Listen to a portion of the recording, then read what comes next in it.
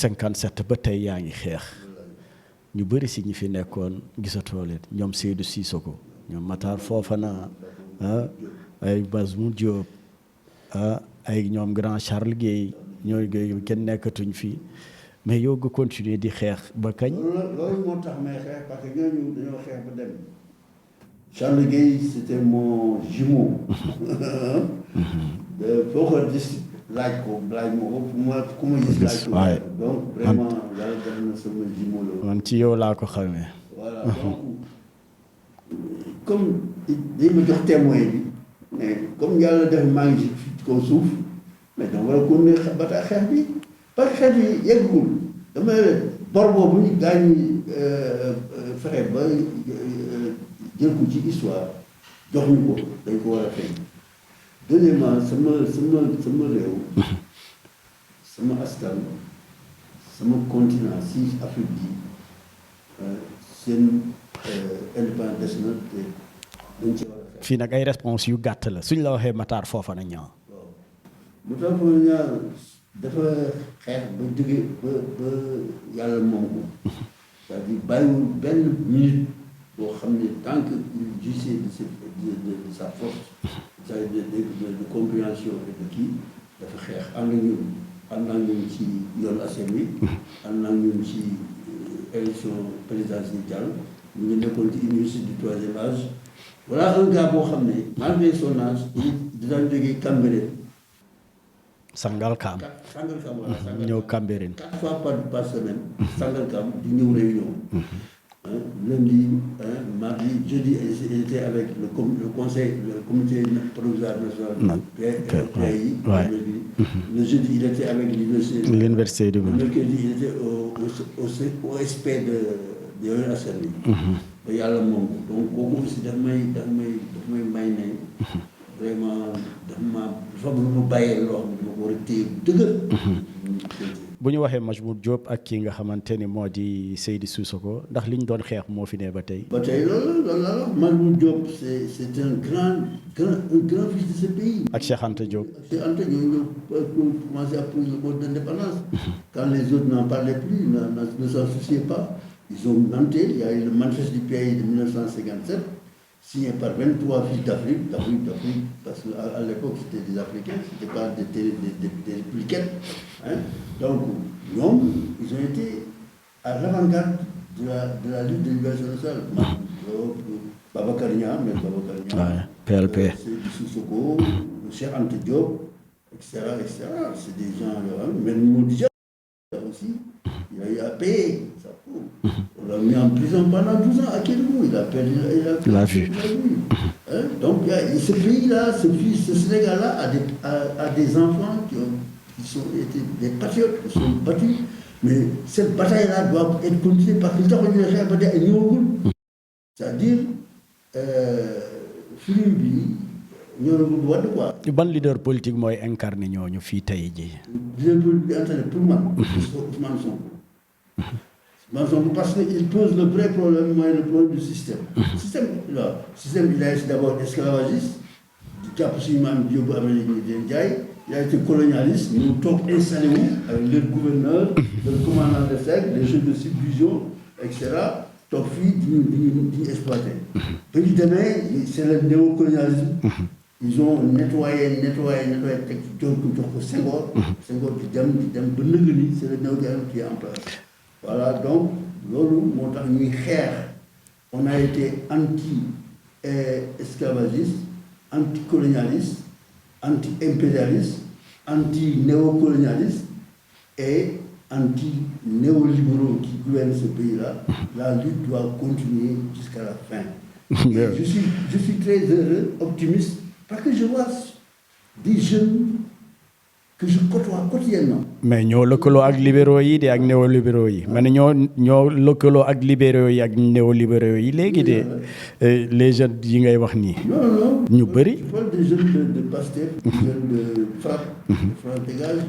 Guy Marius Sagna suñ la waxee. Guy Marius Sagna c'est am na ñu ne il est incompris bokk nga si ñooñu. bokkuñu. am na ñu ne qu'il est incompris ndax bokk nga si ñooñu. Non, il n'est pas incompris. Il a choisi de lutter auprès de son peuple. Il a choisi de lutter à côté du peuple sénégalais, à côté des forces vives, des forces qui revendiquent le droit. Et il est tout le temps présent. Il n'est pas incompris. Moi, il n'est pas incompris. Il a même compris, et même dans l'histoire des candidatures, il a une attitude pour lui. Ça m'a même inspiré. J'ai fait un article pour demander aux autres de penser comme lui. Parce qu'il a dit que je suis candidat à la candidature. Si des profils meilleurs que le mien, si des CV politiques et citoyens meilleurs que eux sont choisis, au prix même de vie, je suis d'accord. C'est ça l'approche. Une question sur l'actualité. Vous n'êtes pas investir que vous envoyez les télévisions, la presse, les journaux publiquement, on m'a trahi, etc. C'est pas sérieux. C'est pas responsable aussi. Parce qu'il faut analyser la situation. Vous voulez, il y a mettons 70 places à combler. Vous voulez tous être dans les 5 premières places. La loi ne nous permet pas. Vous, en tant qu'homme, parce qu'il y a la parité. Juste une question d'actualité. Recrutement Guy Marius Sagna ak kii di Seydina Omar Touré à la mairie de Dakar yow noo ko jàngatee yow soo nekkoon place Barthélémy di nga ko def soo nekkoon place Barthélémy Dias di nga ko def. jàngatee mooy Barthélémy quand même il est maire non pas par décret par arrêté ou par décision primature. ci wolof. maire la boo xam ne bii décret falu ko arrêté falu ko préfet falu ko président rek falu ko gouverneur falu ko peuple bi ñu xëy di rang ba ñu ngoon wàññi ne léegi kii la waaw léegi gis na ne am na ay postes yu ko fii mën a accompagner gis na ay nit yoo xam ne yoo am nañ xam-xam boobu ak mën nan boobu la ñu recruter leen def leen seen place ba suba ci loolu la ñu wax c'est-à-dire c'est assez politicien li ñu wax yëpp c'est approche politique la boo defoon bu ñu loolu FNAC ñu seet wala benn SU ñu seet recrutement de tous les maires AFP wala de tous les maires benn bokk yaakaar dañuy recruter ci àdduna bi l'argent qu'ils ont dépensé mais c'est encore plus grave que ce que vous avez. Donc c'est politicien, c'est pas pour par respect des règles administratives, etc. Non, c'est parce que c'est Barthélémy, c'est parce que c'est Guy Marius Sagna. Mais si c'est d'autres personnes, ça passerait inaperçu. Comme d'autres ont déjà fait des recrutements partout ailleurs, mais on n'en parle pas.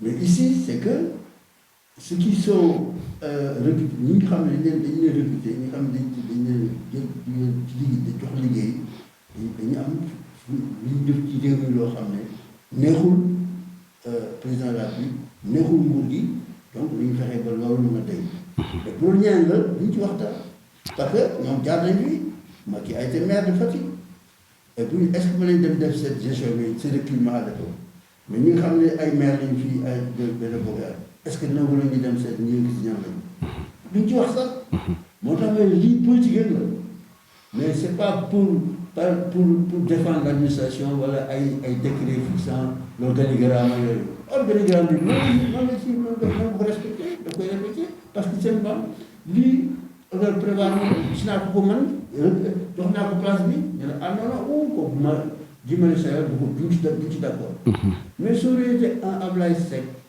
un Sénégal lambda bu am diplôme yooyu la mais duñ ci wax sax mais kii c'est politique affaire politique la affaire sa adversaire la donc bëggu mu am noflaay boo xam ne liggéey boo xam ne mën na koo jariñoo ci xeex ñu lay xeex donc fu ma ko fekk xoolal ñuy toppee le capitaine bi la fu mu dem rek nga jël du foofu dem na ci fay yaayam ñu ne ko du foofu ndax ñu ñëw fii ñu daal parce que simplement ce dossier là bu aji xam ne ça wax il a eu une attitude boo xam ne digne et responsable moom kay bañ ko ci et maintenant le temps est en train de donner raison fu nekk partout ça fuse Viviane Dieudonné mais yàlla doy na atte.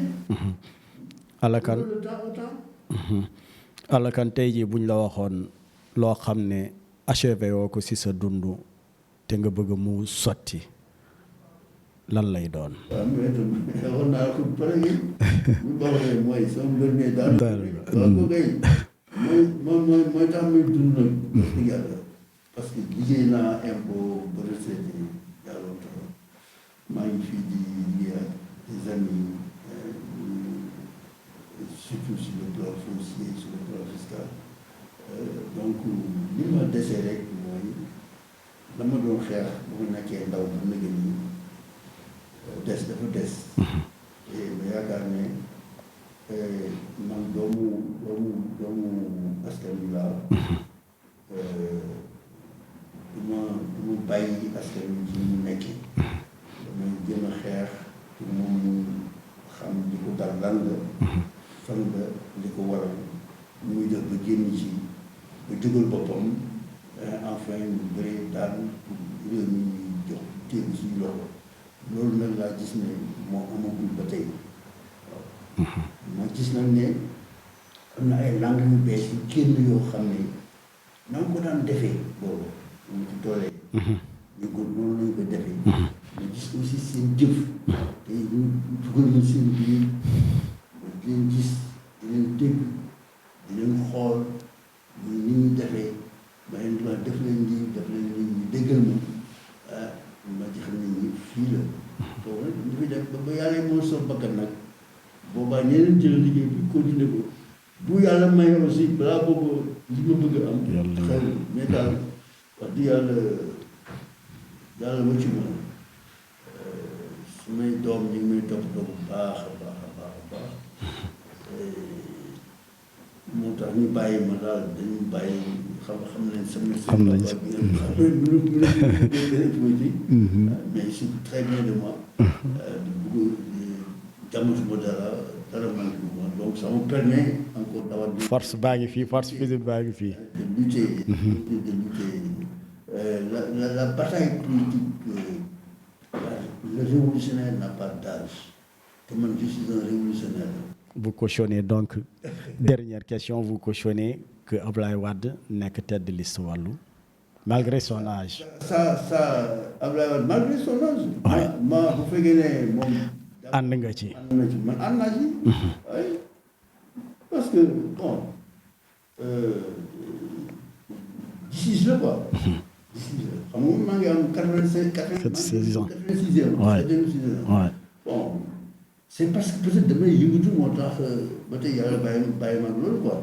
Abdoulaye Wade aussi c'est ça moom il a ça dans ça l'activité politique tout ça bu fekkee ne mën na ko mën nañ ko bàyyi mu def ko dans l'intérêt dans son propre intérêt, sa santé haute, mais dans l'intérêt comme il le conçoit, dans l'intérêt de son pays, de son propre institut.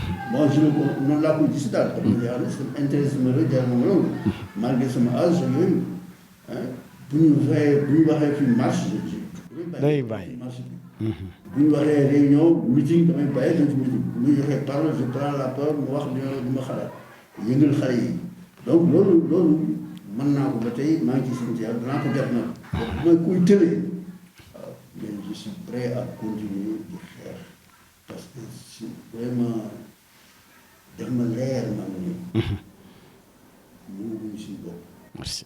daf ma leer man ne ci réew bari na alal mais waa réew mi dañoo ndóol ça c'est inadmissible ñun kenn ñu ko nangu waaw mais am na ñu ko nangu la ñu ubbi leen bunt yi ñu ñëw di jël suñu alal di ko yóbbu bàyyi suñu ndóol ba y a des phénomènes yoo xam ni ñu ngi dégg ci àdduna bi ñu dal ñun loolu rek moo ko indi quand par exemple nous avons des jeunes dañ di diggante dañu nga Mbuur nga Gambie bateau dugg ci bateau pour dem dañ di dee ci géej gi loolu am na lu ko waral di yàlla ñi am na lu ko tuuti bi ñu wax lool dañuy dem jaari saara tàngaay boobu am na des femmes donc le scandale yi am Dubaï. tout ça crise des valeurs la daal. loolu lay woon ne rek am na lu ñu war a def ci réew mi loo xam ne war nañ ko def doomu réew man di jóg moom moo tax nag ma taxaw di def li may def parce que ma xam bu baax li xew ci réew mi amul ku ma gën a xam nag fi ñu toll dem si ñuy dund laa wax mag ñi ku ma gën a xam Sénégal fi ñu jaar parce que foofu laa jaar ci pays yi laa di jaar Senghor jaar fekk Abdou Diouf jaar fekk Abdoulaye Wade tey maa ngi seen mag ñoom ñëpp li ma xamuñu ko fi ma jaaruñu ko li ma defuñu ko waaw te itam kenn mënu ma def loolu yoo xam ne day yàqal ñi ma nekkal yàqal sama réew yàqal sama askan damay yàqal man bëgguluma kenn dara. Alakan tey jii gis nañ ci presse bi nga nekk inspecteur des impôts et domaines à la retraite ñu gis ni que Mamour Diallo ak Tahirou Sarr ont été épinglés par les rapports de l'OFNAC yow nga doon yëngu ci wàllum suuf ndax loolu nekk na loo xam ne lu la bett wala lu mën a nekk la.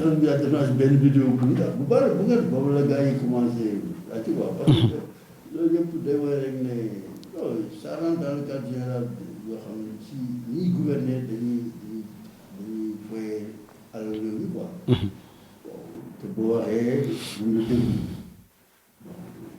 foofu nag def nañ ci ay rapport après lañ leen mais fan lay tàbbi loolu dañ naan lépp dox foofu la lépp dox a tàbbi géej loolu aussi mi ngi noonu daal nañu xaar ba xam ñoom comme léegi reer na te dañ daan wax naan Sonko waxul lii Sonko nii Sonko naa mais 94 milliards dafa bari te suuf si man loolu ci laay liggéey. xam naa suuf bu baax a baax a baax. waaw sur un expert foncier. mu ci bind aussi werante nit ñi wax di dana ci def ay séminaire di waxtaan mais li may wax rek mooy ñi yore suuf si daal du noonu waaw suuf si dañ ko war a bokk nit ñëpp mais dafa am ñu ko yore di ci def lu leen neex nag. waaw ci du leen dikk dara parce que dañuy jafandu ci nguur gi rek waaw naka lañ koy séddoo naka lañ koy doxalee ci seen biir la ba tax yow boo jëlee kenn du wax dara lu tax loolu lu ko waral lu tax kenn du wax dara lu tax suuf si nga xam ne moomu loo ko dañu may ko ma dugg jël dañ ciy def te du dikk dara c'est des questions yoo xam ne dañ ko war a poser pour ci ay réponses ay tontu yoo xam ne moo ñuy leeral affaire bi parce que bu ñuy jëlee suuf si def ko domaine suuf àll bi mais dañuy borom àll ñëw dagal ko bare jox ko et cetera te suuf àll bi dafa am ay ñi yoo xam ne pour mbay la di pour càmm la di pour dëkk la yëpp buñ ko defal ba mu jag coow du am waaw lii dañu ko jagalee mbay mi bu kenn laal loolu